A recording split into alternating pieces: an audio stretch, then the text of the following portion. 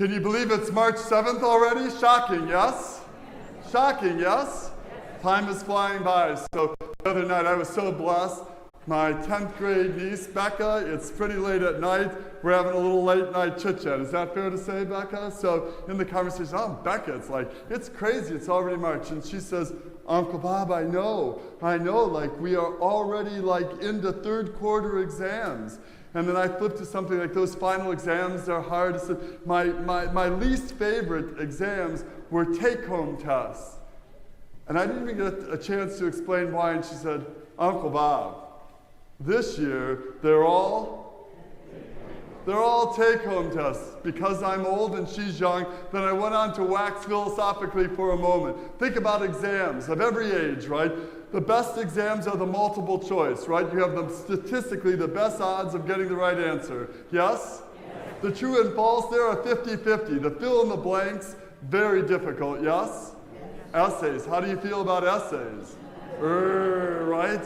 But take-home exams, for me, they were excruciating. They were the worst exams of all. Why? Because you have both the question and you have like all the resources. So basically you have the question and the answer. So like it's exhausting, it's excruciating, because when you have both the question and the answer, how should you do on the exam? You should knock it out of the park. They should all be A+, right? And it's exhausting, it was excruciating. Why? Because you have both the question and? So if you have all the answers, if you have all the information, if you know clearly what is expected, how should you do?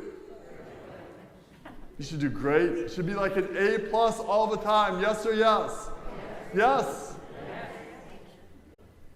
And the season of Lent is not just about getting us ready for Easter.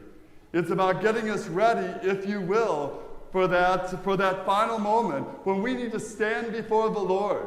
And it calls us to prepare to both understand that one day the Lord is going to ask the questions of us when we stand before the judgment seat of God. Amen?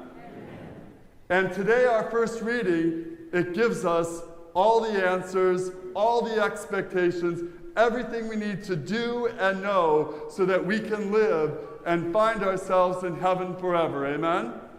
So think about it for a moment. We know the question, and now we know the answer is the 10 Commandments. It's really how you and I are called to live each and every day so that we can have an abundant life from our gospel. We can have an abundant life now and forever. And really just think about it for a moment.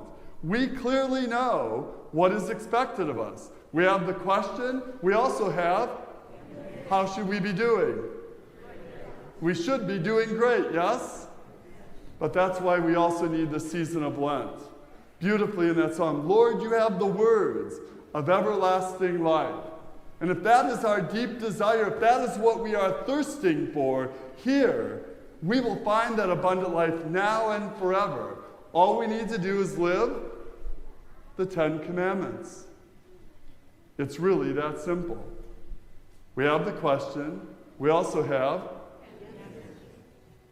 but we need the season of Lent to really reflect deeply on how well we are living these 10 Commandments, these words of everlasting life.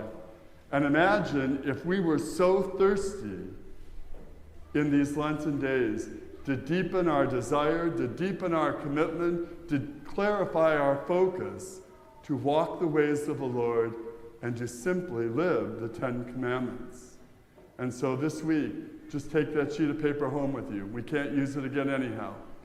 Put it by your bed, and every night at the end of the day, do a daily exam, an examination of conscience. We know the question when we stand before the Lord. The 10 Commandments give us the answer, and it's a moment just for us to reflect deeply on how well we are living the way of the Lord. And the better that we live this way of the Lord, the 10 Commandments, the more our lives will be abundantly blessed now and forever. Amen. Think about it. The most excruciating, at least for me, was those take-home exams. When you have the question, when you have all the answers and all the information and all the expectations, how should it go? It should go great, right? Every night at the end of the day, simply take these 10 commandments. Use it as a moment to simply, sincerely, thoughtfully examine your mind and your heart so that we can use these days to clarify our focus, to walk in the ways of the Lord, now and forever and ever. Amen.